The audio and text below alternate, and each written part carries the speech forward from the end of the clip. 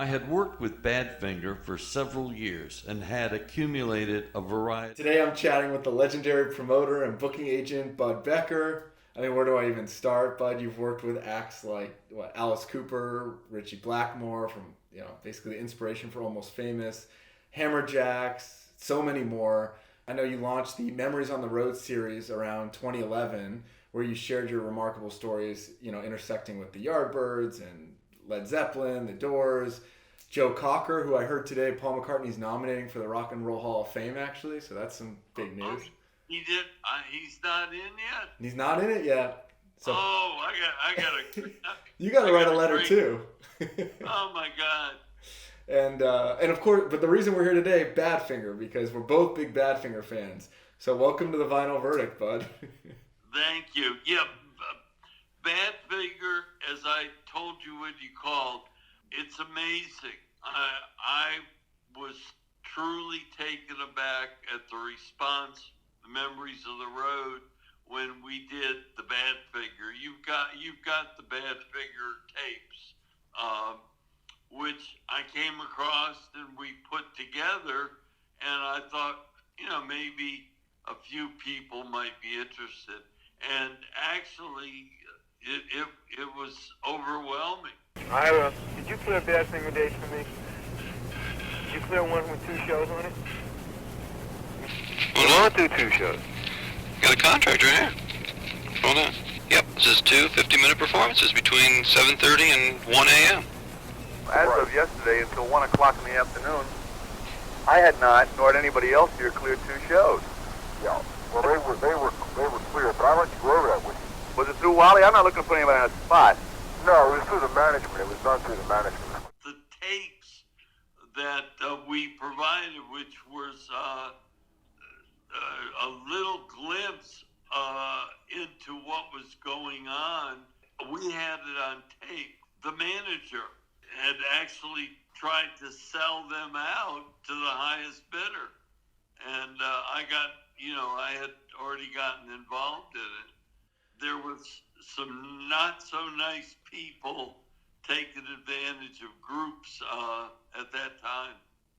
Yeah, and I think the reason I love that, I shouldn't say I love it. It's a very enlightening tape, is because Badfinger obviously had a lot of management issues and tragedies ahead. But, as a fan, my dad saw them on that tour in 72 and in 73. You never would have guessed it, right? They're playing Carnegie Hall. They're having huge chart success. But as you're mentioning, there's already these issues kind of bubbling underneath it. What kicked it off was Barry Richards, my partner, was on WHMC Radio AM, which was out of Gaithersburg, Maryland. It was a 500-watt flower pot, we used to call it. But Barry was the program director, was playing underground music. And one of the groups was Badfinger. And the rumor started with it that it was actually Paul McCartney, because they sounded a lot, I guess, for those days, a lot like the Beatles. Yeah. And that's where he got his start. The band got a real kick. What was your territory? I mean, obviously you were focused in Virginia, but what was the extent of that? That's a really good question. Okay, Alice Cooper. Mm-hmm. We did the first Alice Cooper dates. In fact, actually, Barry Richards, my partner, broke I'm 18. If you ever see the movie Mensch, there's the band driving down the road in a convertible, and they flip on the radio, and there's Barry Richards introducing I'm 18. Wow. They're in the movie. And the first album, I guess was Love It to Death. So we did the Alexandria Rock Theater. It was at the bottom of St. Asaph Street. And one of the first shows was Alice Cooper. We went from there to the Alexandria Roller Rink and sold out a couple shows. And like I said, we multiplied away. The managers of the band early on was Shep Gordon, and Shep is still the manager. He lives in Hawaii now. All of a sudden, Alice Cooper breaks really big. We had the I don't know if you ever saw it, but we had the electric chair, we had the guillotine, and all these different things. And Alice was into it all. Anyway, now it got huge. This leads to your territory question. He was on Warner Brothers. It is Warner Brothers, I guess, still. And Shep came to Barry and me and said, hey, man, really appreciate everything you've done, because we made Alice, number one in that Baltimore-Washington corridor. And Shep says, we're getting ready to do a tour. And you guys, with what you've done, we can give you the East Coast, which would be, from Maine all the way down to Florida. It was a lot of East Coast. But, this is the but. So that's the territory thing. But what Barry and I did not know or understand at that time was backers. And we had, we were very successful with the shows and everything, but we floated everything. We had tickets at Slag Shack. We had tickets at this and that places. And what we would do, and we've got tickets somewhere, I know like Emmett Rhodes did a concert, and the ticket's $3. I still got it. And, that's what they were. But we floated shows. We would go and put tickets at a Slag Shack, and then, as they sold $1,000 worth of tickets, we'd go out there, pick those up, give them another batch of tickets, and pay radio spots or pay this, until the night of, and then we'd settle out. Mm-hmm. So what Shep was offering us was the East Coast. But we looked at it, we couldn't float all those dates. Mm. So we had to decline. We got Baltimore, we got the Alexander Roller Rink when they did the actual tour. But we lost to other promoters because we didn't know about backers and how you finance these things. So no, we didn't have, we were offered the territory of the East Coast, the entire East Coast, but we didn't know about backers. What the other guys were doing, they had finance people, and they say, hey, we've got 10, 15 dates on Alice Cooper. We need, $20,000, $30,000, advance it, and we'll, pay it back as the shows go off. Plus, they would get a hand, 10 or 15%, and we produce the shows. So that's, no. Unfortunately, and we've always said, we're still friends with Shep Gordon, and Toby is the other manager. We didn't know the word backers, so we had Baltimore, but nothing else. That's an expensive lesson learned. So, So then I think my understanding is that first show you booked with Badfinger, the Robinson High School Gymnasium, April 9th, 1972. Yes, oh my God. Yeah, that was, Robinson High School, what the thing was, it was a gymnasium, and we were just getting started in promote. We did have a backer for that, Larry Hillman, a friend of it. He backed the play, and we sold out, I think, that show, so everybody made money. But the thing with Robinson, it was a brand new high school, and we were going to do the show. I know I did another one with Crazy Horse. I did the raspberries there, but we had to buy carpet. Oh my God. And very similar to actually what's in my dining room, but we had to get this indoor-outdoor carpeting and cover the entire gymnasium of Robertson High School. So that's I remember, yeah. And Badfingers was always very nice.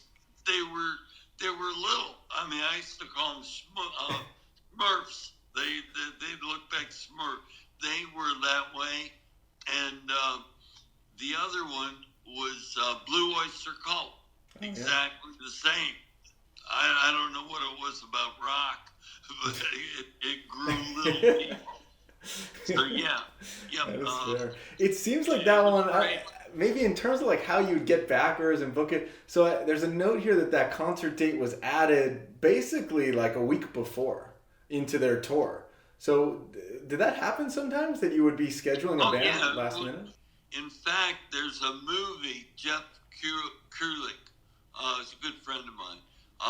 He did, one of the movies he did was about the Cap Center in Washington, groups coming in to play there, and people coming there to see the bands.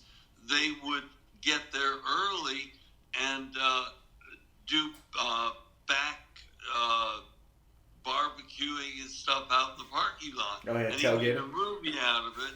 I forgot what it was called. It was Backyard something. And later on, Led Zeppelin, before they were Led Zeppelin, they were the Yardbirds. Mm-hmm. That core group was the Yardbirds, and they were coming out of Detroit, and they needed a date, and they played the Wheaton Youth Center in Wheaton, Maryland. That's crazy. And I think they got like a couple of $100, and Barry did the show. And what happened, I didn't know about it because I did most of the stuff with Barry, but that one, and the question was, did Led Zeppelin really play there? And he made a movie out of it. And I talked to Leon Tillis, who was a friend of Barry's and mine, real good, close guy. And I didn't believe initially that Led Zeppelin played Wheaton Youth Center. Mm-hmm. Excuse me. And I talked to Leon, and he said, yeah. He said, I did the show. And I said, oh, okay. Groups would come in to play. In other words, if you heard it on HMC, you would be prone if they were playing at we did all churches. Oh my God, if there was a church, we were there. And we did the roller rink, we did the rock theater, Lady Queen of Peace. I mean, it was, and that's where it all came from. One of the Uriah Heep, I was out with them in the summer of '74. And they had just released Wonder World, which was it was on Warner Brothers. And that was the first album that they had produced, the band had produced. Mm-hmm. Prior to that, if you look at old Uriah Heep albums, the Jerry Braun was their manager and produced their albums. And this was their first one to do by themselves on Warner Brothers. So I was out with the guys for the summer. I hooked up with them in Florida, and just before 4th of July, and was the middle of August, we ended the tour. But in the meantime, in the last 4 days of August, it was like the 14th of August, I think we started for the last 4. And the way Uriah Heep, there's a point to this, the way Uriah Heep started their shows was we had 75 pounds of dry ice. And if you know anything about the dry ice makes fog. If you combine dry ice and just something in there, it'll water and stuff, it'll start to steam up and create fog. And the way it starts is the whole stage is dark, it's fog, and then the band members all come out. Kenny Hensley was on keyboards, Lee Kersick was the drummer, Mick Box was the guitar player, Gary Thane was bass, and then David Byron was the lead singer. Mm-hmm. So they, there was music underneath, recorded music, and it would all get started. And then after Kenny was the last one out, when Kenny got to the organ, he'd hit the organ keys, and then David would run over, and then they would start their first song. Mm. Okay? The only thing was, the unique thing about the Pittsburgh Civic Center was the Pittsburgh Civic Center had a retractable ceiling. And in the summer, that they could retract the ceiling and it would open air. Hmm. You get the picture? Yeah, that makes sense. The opening act was Manfred Mann's Earth Band. Well, they wound up in the middle because I got a telegram. Remember, in those days, you didn't have cell phones. I got a telegram that ATI, the agency, had just signed Rush from Canada and give them 30 minutes and a deli tray or something. But I knew Rush. I had their first album, the one that said Rush in red letters on a gray background. I don't know if you're familiar, but so I knew these guys were going to be big. So I got them a nice deli tray, case of soda, and a case of beer. And they started the show. And everything was fine. Everything's good. We get to change over. We start with Mick. I think Mick Box was the first. Mick Box and Gary Thane, and the smoke is starting. All of a sudden, because the ceiling was open, it starts to suck all of the steam up through the ceiling.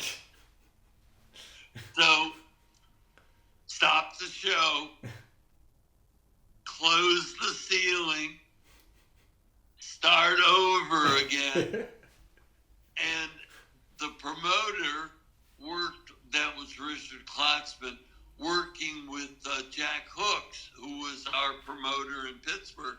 We worked out with the band. We all took a bite of the extra cost because the union, when you went past 11 o'clock, it would go to time and a half. Oh, wow. And then we were back to whatever the Demons and Wizards songs that they were doing. Plus, that's what they started with. And then, of course, they were promoting a new album, Wonderworld.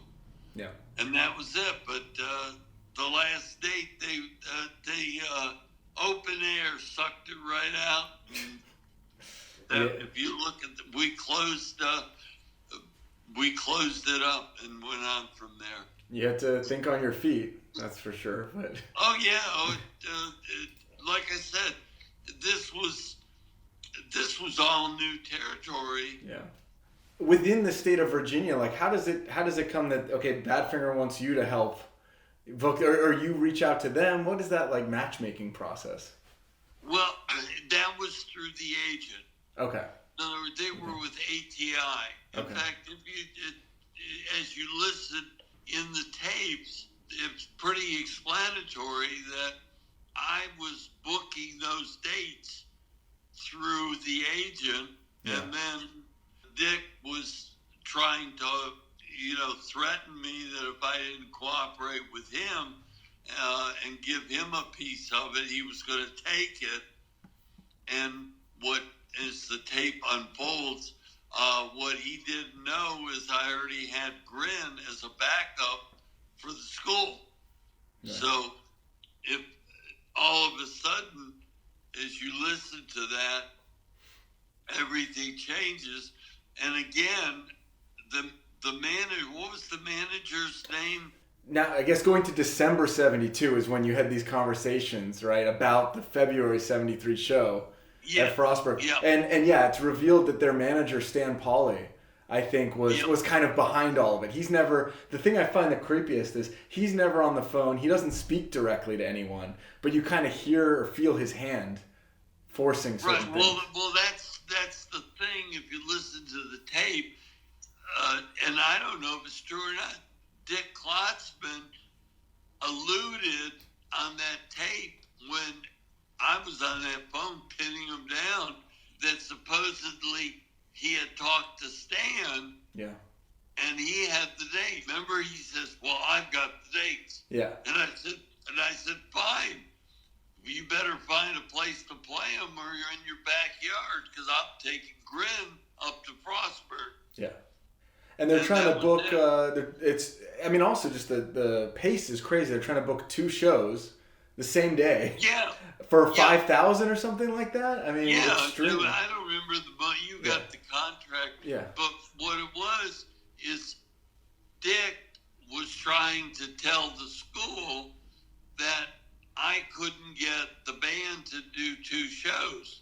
In other words, I was selling them 2 shows because the agency, ATI, told me they would do the 2 shows. Then Dick got involved, and all of a sudden they couldn't do 2 shows. Yeah.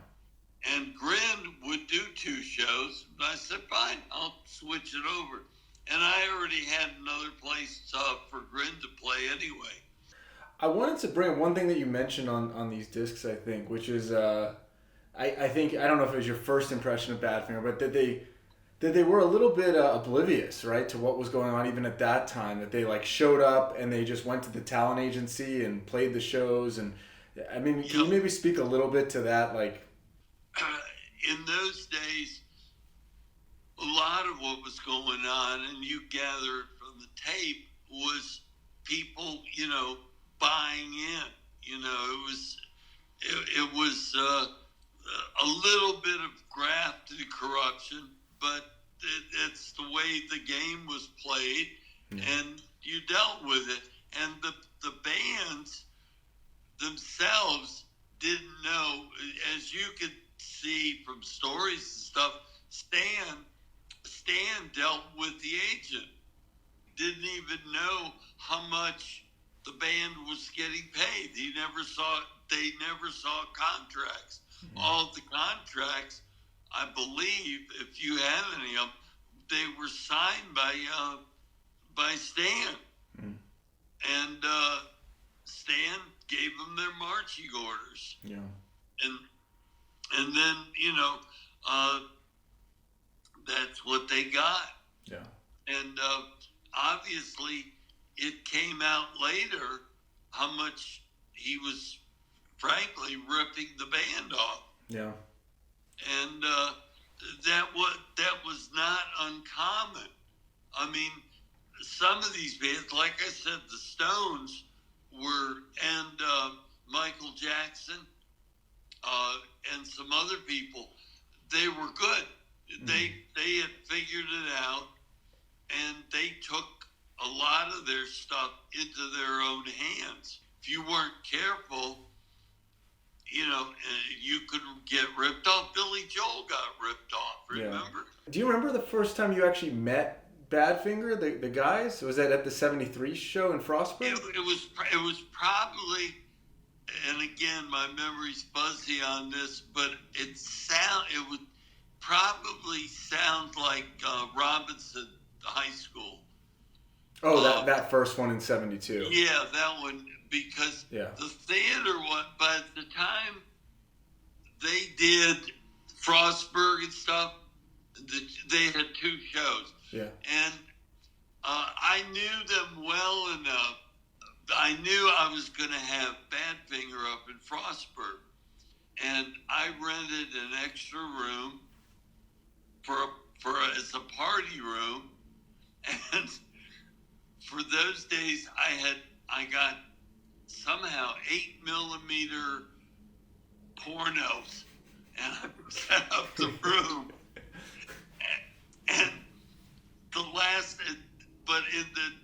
we finished the show. We went up there, and I put a movie on. I had a whole box of them. I think I still have some here. And I thought, well, hey, have a good time. And it was sold out. We did 2 shows. Everybody had a great time. The next morning, when I went in to clean up, one of the guys, I don't know which one, was threading the projector still.